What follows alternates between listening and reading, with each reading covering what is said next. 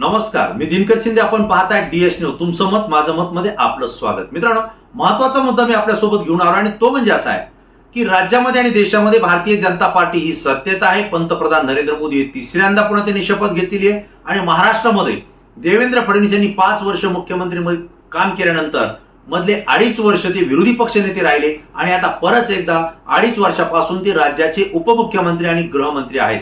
म्हणजेच राज्यामध्ये महायुतीचं सरकार आहे.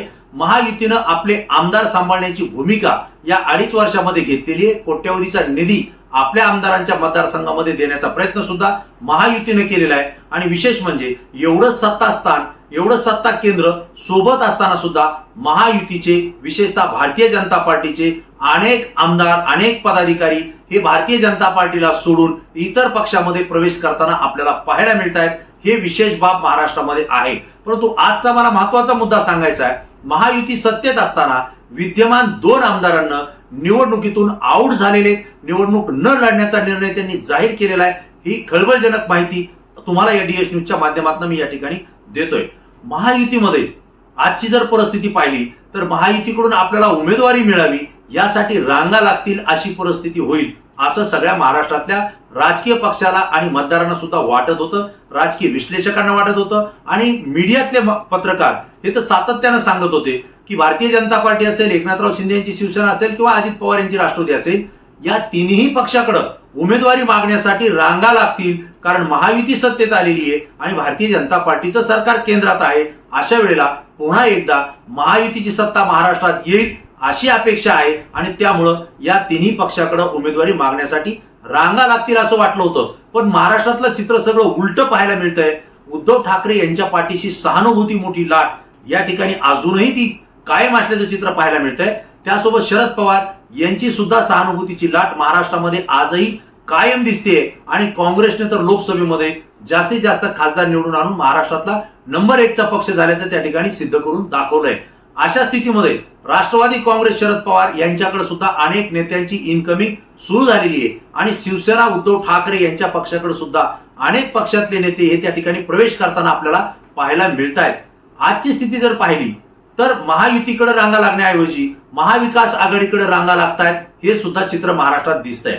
त्याचं कारण असं आहे की भारतीय जनता पार्टी आणि शिवसेना हे मित्र म्हणून या ठिकाणी सोबत होते, युती होती आणि त्यांची लढत विधानसभेला काँग्रेस आणि राष्ट्रवादीच्या उमेदवाराच्या विरोधात झाली होती. परंतु राज्यातली सगळी समीकरणं बदललेली आहेत. राष्ट्रवादी काँग्रेस अजित पवार गट हा आता युती सोबत आलेला आहे, महायुती झालेली आहे आणि त्यामुळं भारतीय जनता पार्टीच्या उमेदवार जे की पराभूत झालेले आहेत त्यांचा पराभव हा राष्ट्रवादी काँग्रेसच्या आमदाराच्या विरोधात झालेला आहे. 40 आमदार हे अजित पवार यांच्या सोबत आलेले आहेत. याचा अर्थ असा की 40 उमेदवार हे शिवसेना एकनाथराव शिंदे गट आणि भारतीय जनता पार्टी देवेंद्र फडणवीस यांच्या नेतृत्वाखालचे उमेदवार त्या ठिकाणी पराभूत झालेले. ते नंबर 2 ला राहिले असतील किंवा 3 ला राहिले असतील. आता त्यांना आमदारकीचं स्वप्न होतं. आता आमदारकीसाठी त्यांनी तयारी केलेली होती आणि अशा स्थितीमध्ये पारंपरिक विरोधक असलेले अजित पवार आणि राष्ट्रवादीचे आमदार हे महायुती सोबत आलेले आणि त्यामुळं या भारतीय जनता पार्टी आणि शिवसेना एकनाथ शिंदे गट यांच्या आमदारांची किंवा यांच्या उमेदवारांची त्यांच्या मतदारसंघामध्ये मोठी अडचण निर्माण झालेली आहे. हे चित्र आपल्याला पाहायला मिळतंय. जर ही महायुती पुन्हा अशाच पद्धतीने जर लढली, अजित पवार यांनाही काही जागा जर त्या ठिकाणी देण्यात आल्या तर आपले मतदारसंघ हे सुरक्षित नाही राहिले, आपल्याला त्या ठिकाणी उमेदवारी मिळणार नाही ही भीती त्या उमेदवाराच्या मनामध्ये आहे. सत्ताधारी आणि विद्यमान आमदारांच्या मनामध्ये सुद्धा तीच भीती आहे. परंतु दुसरीकडे मात्र उद्धव ठाकरे यांच्या सोबतचे 40 आमदार हे एकनाथराव शिंदे यांच्या सोबत गेल्यामुळं उद्धव ठाकरे यांचे जे मतदारसंघ आहेत हे रिकामे झालेले आहेत. त्या ठिकाणी उमेदवार कोण द्यायचा हे उद्धव ठाकरे ठरवू शकतात आणि आपल्याला उद्धव ठाकरे उमेदवारी देतील. त्यामुळे अनेकांचा पक्षप्रवेश त्या ठिकाणी शिवसेनेमध्ये होताना आपल्याला पाहायला मिळतोय. तीच परिस्थिती शरदचंद्र पवार पक्षाची आहे. कारण त्यांच्यातले 40 आमदार हे अजित पवार यांच्या सोबत महायुती सोबत गेलेले आहेत आणि त्यामुळे शरद पवार यांच्या सोबतचे 40 मतदारसंघ हे रिक्त झालेले आहेत. अशा परिस्थितीमध्ये त्या ठिकाणी त्यांच्याकडे उमेदवार नव्हते. आता ते उमेदवार त्या ठिकाणी अनेक जण पक्षप्रवेश करून आपली उमेदवारी निश्चित करण्याच्या तयारीत आहेत आणि त्यामुळं राष्ट्रवादी काँग्रेस शरद पवार गट आणि शिवसेना उद्धव ठाकरे गट यांच्याकडे जास्तीत जास्त नेत्यांची इनकमिंग आणि प्रवेश होताना आपल्याला या ठिकाणी पाहायला मिळतंय. मग अशा स्थितीमध्ये महायुतीचे जे काही विद्यमान आमदार आहेत 2 हे मात्र विधानसभा निवडणुकीतून आऊट झाल्याचं चित्र पाहायला मिळत आहे आणि दोन्हीही आमदार हे मराठवाड्यातल्या बीड जिल्ह्याचे आहेत हे मला आपल्याला आवर्जून सांगायचंय। यापैकी एक आमदार हे भारतीय जनता पार्टीचे आहेत। गेवराई विधानसभा मतदारसंघामध्ये लक्ष्मणराव पवार हे भारतीय जनता पार्टीचे आमदार आहेत। 2 पंचवार्षिक म्हणजे 10 वर्षापासून ते गेवराई विधानसभा मतदारसंघाचे आमदार म्हणून काम पाहतात। देवेंद्र फडणवीस यांचे अत्यंत विश्वासू, निकटवर्तीय आणि कट्टर समर्थक मानले गेलेले लक्ष्मणराव पवार हे आता तिसऱ्यांदा निवडणूक लढण्यासाठी इच्छुक नाहीयेत। त्यांनी स्पष्टपणे मला निवडणूक लढवायची नाहीये, माझ्या कुटुंबातला कोणीही उमेदवार या ठिकाणी विधानसभेची निवडणूक लढणार नाही असं त्यांनी कार्यकर्त्यांची मोठी व्यापक बैठक घेऊन त्या ठिकाणी जाहीर केलेलं आहे।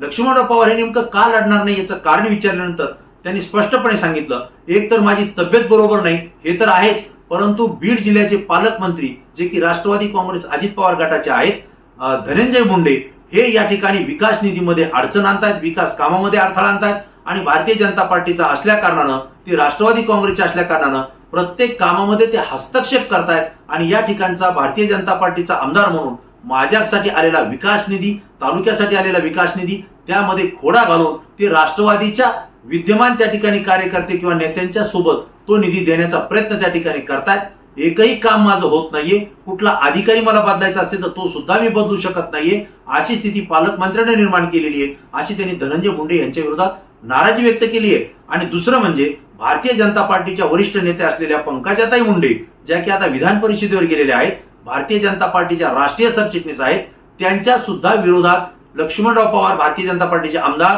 यांनी त्या ठिकाणी नाराजी व्यक्त केलेली आहे। आणि अशा स्थितीमध्ये मी काम करू शकत नाही, काम करू इच्छित नाही आणि त्यामुळे मी विधानसभेची निवडणूक लढणार नाही, मी सपसेल माघार घेतोय, माझ्या कुटुंबातलं सुद्धा कोणी निवडणूक लढणार नाही असं त्यांनी स्पष्टपणे जाहीर केलेलं आहे। मित्रांनो, दुसरा मतदारसंघ जो बीड जिल्ह्यामध्ये येतो तो म्हणजे माजलगाव मतदारसंघ।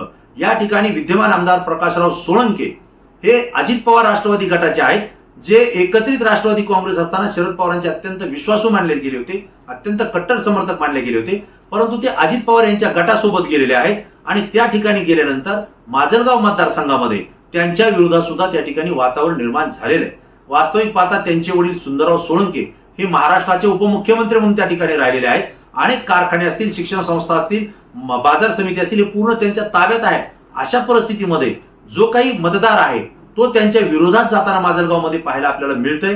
दुसरा भाग असा की मनोज जरांगे पाटील यांचा मराठा आरक्षणाचा लढा जेव्हा सुरू होता त्यावेळेस एका फोन कॉलवर प्रकाश सोळंके यांनी काहीतरी जरांगे पाटलांच्या विरोधात आक्षेपार्ह त्या ठिकाणी स्टेटमेंट केलं आणि यावेळेला मराठा समाज हा प्रकाश सोळंके यांच्या विरोधात आक्रमकपणे झाला। त्यांच्या घरामध्ये जाळपोळ झाली, त्यांच्या गाड्याही जाळण्याचा प्रयत्न त्या ठिकाणी प्रकार घडला आणि अशा परिस्थितीमध्ये विधानसभेला जर ते निवडणुकीला सामोरे गेले तर त्यांना त्या ठिकाणी पराभव पत्करावा लागू शकतो, ही सुद्धा भीती त्यांच्या मनामध्ये आहेच। पण त्याही पुढे जाऊन त्यांचे जे पुतणे आहेत, कारण बीड जिल्ह्यात जर पाहिलं तर काका पुतण्याचं राजकारण जरा मोठ्या प्रमाणावर चालतंय असंच आपल्याला म्हणावं लागेल।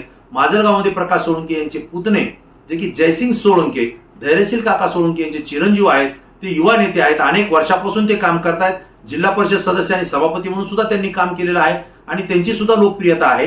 त्यांचं असं मत आहे की प्रकाश सोळंके हेच जर सातत्याने आमदारकी लढत असतील आणि तेच जर विधानसभेचं काम पाहत असतील तर आम्ही किती दिवस वाट पाहायची, आम्ही तरुण आहोत, इतक्या वर्ष काम केलंय, आम्हाला सुद्धा संधी मिळाली पाहिजे। आणि अशा स्थितीमध्ये जयसिंह सोळंके हे राष्ट्रवादी काँग्रेस शरद पवार गटाच्या संपर्कात असल्याची माहिती सुद्धा दरम्यानच्या काळामध्ये प्रसार माध्यमातून बाहेर आली होती आणि ही घरफोडी किंवा घर फुटण्याची पद्धत रोखण्यासाठी प्रकाश सोळंके यांनी माघार घेतलेली आहे आणि मी माघार घेऊन जयसिंह सोळंके यांना मी माझा राजकीय वारस त्या ठिकाणी जाहीर करतो असं त्यांनी सांगितलंय। म्हणजेच माजलगाव मतदारसंघामधून प्रकाश सोळंके यांनी विधानसभेच्या निवडणुकीतून माघार घेतलेलं चित्र आपल्याला या ठिकाणी पाहायला मिळत आहे। एकंदरीत महायुतीचे राष्ट्रवादी अजित पवार गटाचे प्रकाश सोळंके आणि भारतीय जनता पार्टीचे लक्ष्मणराव पवार हे 2 उमेदवार, 2 आमदार विधानसभेच्या निवडणुकीतून आऊट झालेलं चित्र आपल्याला या ठिकाणी स्पष्टपणे पाहायला मिळत आहे आणि हा धक्का महायुतीला या ठिकाणी बसलाय हे सुद्धा आपल्याला आवर्जून सांगावं लागेल। कारण बीड जिल्ह्यामध्ये भारतीय जनता पार्टी आणि राष्ट्रवादी काँग्रेस हे एकमेकांचे खरे कट्टर प्रतिस्पर्धी होते। पंकजाताई मुंडे यांनी सातत्यानं राष्ट्रवादी काँग्रेसच्या प्रत्येक मतदारसंघामध्ये त्या उमेदवाराला टक्कर त्या ठिकाणी देण्याचं काम केलेलं आहे, भारतीय जनता पार्टी वाढवण्याचं त्या ठिकाणी काम केलेलं आहे। परंतु राष्ट्रवादी काँग्रेसच जर भारतीय जनता पार्टी सोबत आला असेल तर त्या ठिकाणी पंकजाताई मुंडे या लोकसभेला उमेदवार असताना त्या अधिक मताधिक्याने विजयी होणं गरजेचं होतं, परंतु त्यांचा पराभव बीड जिल्ह्यामध्ये झालेला आहे. अशा स्थितीमध्ये भारतीय जनता पार्टीच्या नेत्याला सुद्धा कुठलंही प्रबळ नेतृत्व बीड जिल्ह्यामध्ये मिळत नाही. राष्ट्रवादी काँग्रेस अजित पवार गटाचं त्या ठिकाणी प्राबल्य झाल्याचं पाहायला मिळतंय, चलती झाल्याचं पाहायला मिळतंय. आणि अशा स्थितीमध्ये बीड जिल्ह्यातल्या 6 मतदारसंघामध्ये भारतीय जनता पार्टीला 1 किंवा 2 मतदारसंघामध्येच उमेदवारी मिळेल असं सुद्धा बोललं जात आहे. आणि त्यामुळं हे काही महायुतीचे 2 आमदार विधानसभेच्या निवडणुकीतून सपसेल माघार घेतलेली आहे, आऊट झालेली आहेत. असाच प्रकार महाराष्ट्रातल्या अनेक मतदारसंघामध्ये येणाऱ्या कालावधीमध्ये उमेदवारी किंवा जागा वाटप जाहीर झाल्यानंतर आपल्याला पाहायला मिळू शकतो. ही या ठिकाणची अत्यंत महत्वाची घटना आहे.